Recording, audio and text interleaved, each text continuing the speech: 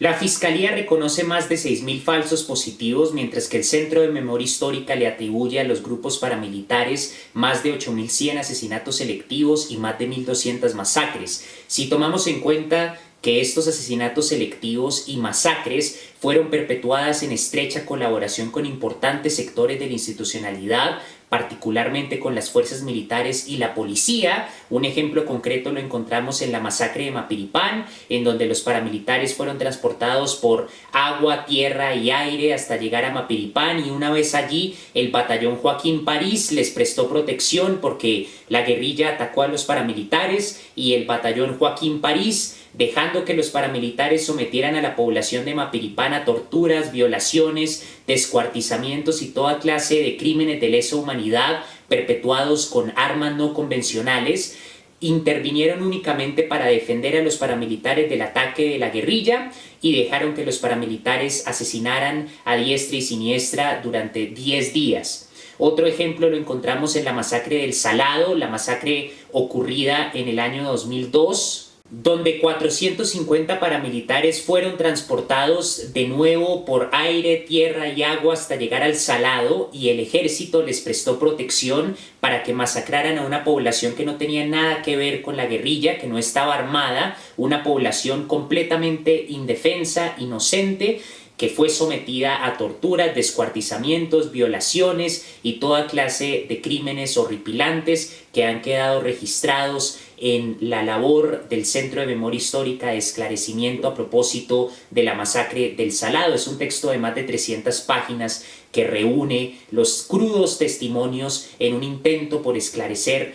los terroríficos hechos que acontecieron en ese lugar. Asimismo, en otras masacres, como la masacre de Segovia, que fue perpetuada porque en Segovia Rita Tobón, una política de la Unión Patriótica, fue elegida como alcaldesa, y en Segovia, por órdenes de César Pérez García, un liberal que contrató a Fidel Castaño, los paramilitares, cooperando de nuevo con el ejército y con la policía, masacraron a la población. En la masacre de Trujillo, en distintas masacres encontramos esa cooperación entre grupos paramilitares y las fuerzas militares. Si a eso sumamos los falsos positivos, que son de los crímenes más cobardes, atroces, indignantes que se puede imaginar, una institución militar que asesina a jóvenes indefensos y los hace pasar por guerrilleros para recibir dinero, es la cosa más baja y es simplemente una forma de sicariato. Los sicarios son contratados para asesinar personas y reciben dinero por asesinar.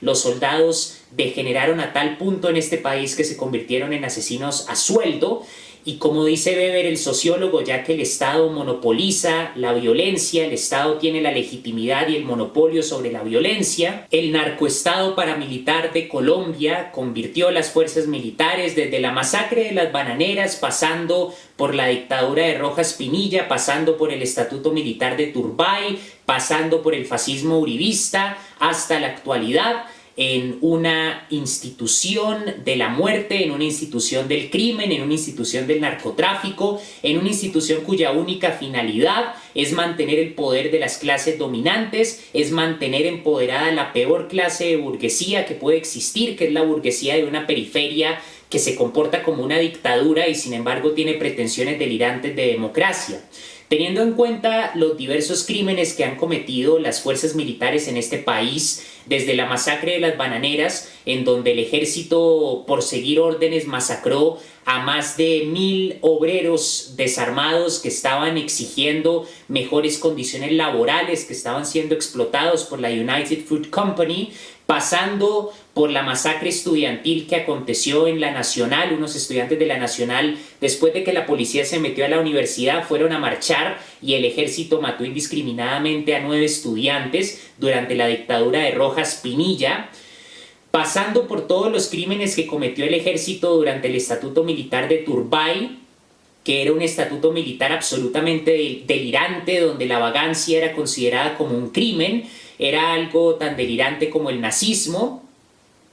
llegando a los falsos positivos, que son más de 6.000 jóvenes inocentes, indefensos, asesinados de la forma más cobarde y vil por militares que simplemente buscaban dinero, que simplemente buscaban ascender en una jerarquía completamente putrefacta dentro de una institución ilegítima y absolutamente criminal, pasando por la cooperación con los grupos paramilitares a la hora de cometer masacres como la del Salado, la masacre de Mapiripán, la masacre de Segovia, perpetuando masacres en donde se empleaban motosierras, donde se utilizaban otro tipo de armas no convencionales para infundir el terror, para no dejar rastro después de la masacre, por eso descuartizaban a las víctimas, para infundir el miedo. Y tomando en cuenta los crímenes que cometieron las Fuerzas Armadas y la policía en el paro del año pasado, nos encontramos con una institucionalidad absolutamente ilegítima que no tiene razón de ser. El primer acto verdaderamente significativo ante las familias de las víctimas de los falsos positivos,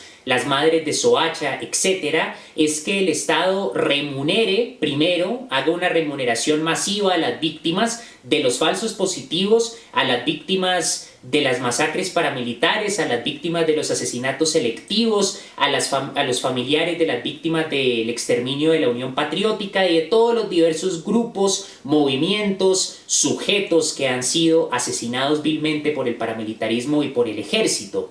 Segundo, la libreta militar, que no es otra cosa que un secuestro legalizado y no tiene ninguna justificación. ¿Cómo es posible que un ejército que mata a los jóvenes de su propio pueblo por dinero se atreva a exigir que las personas paguen para no ser secuestradas? Porque es que el reclutamiento es un eufemismo para el secuestro, es un secuestro que el Estado legaliza. La libreta militar debe, por lo tanto, ser abolida. La libreta militar debe ser abolida porque es un secuestro legal, es una extorsión que el Estado hace con ningún derecho, porque el ejército solamente mata al pueblo históricamente, desde la masacre de las bananeras hasta la seguridad democrática de Uribe.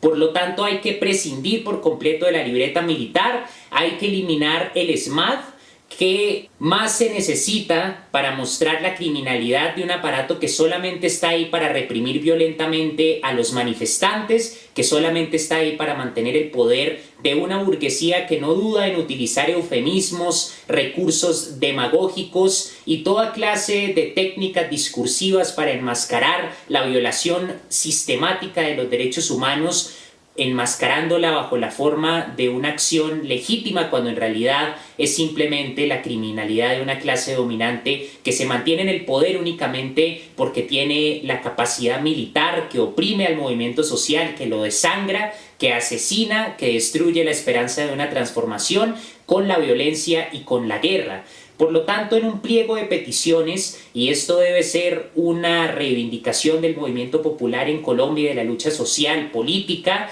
debe eliminarse la libreta militar, debe exigirse una remuneración del Estado a los familiares de las víctimas del ejército y de los paramilitares, debe hacerse una labor de memoria histórica para visibilizar la enorme responsabilidad de la institucionalidad en el conflicto armado, debe eliminarse el SMAD, y debe llevarse a cabo una reforma integral de la policía, que no se trata de que no manifiesta casos de corrupción aislados como si fueran manzanas podridas, sino que es todo el jardín el que está podrido. El problema es la institucionalidad. El problema no es únicamente de individuos. Evidentemente el general Montoya o el general Palomino, todos estos matones a sueldo de la burguesía, son unos asesinos deplorables, unos monstruos que deben pagar por sus crímenes, pero más allá de la putrefacción y de lo siniestro de estos personajes individuales, el problema es la institución misma, el problema es la configuración del Estado burgués, que se levanta sobre la base de un modo de producción basado en la explotación del hombre por el hombre. Hay que transformar la institución, no hay que simplemente prescindir de Montoya y Montoya paga por sus crímenes en la cárcel en un mundo ideal, pero luego sube otro militar y comete los mismos crímenes, porque el problema no es solamente la persona, el problema es la organización misma de la institución. Hay que luchar, por lo tanto, contra el ejército y contra la policía, especialmente en un país en donde han cometido tantos crímenes tan atroces y tan cobardes, frente a los cuales no hay palabras para expresar la indignación, la frustración, la miseria y la impotencia de las víctimas. Recordemos, por ejemplo, el actual exterminio de líderes sociales y la responsabilidad que tiene el paramilitarismo, el ejército y la policía, de nuevo, en cooperación con el narcotráfico, con las clases dominantes, con las mafias de la política, la responsabilidad que tienen en ese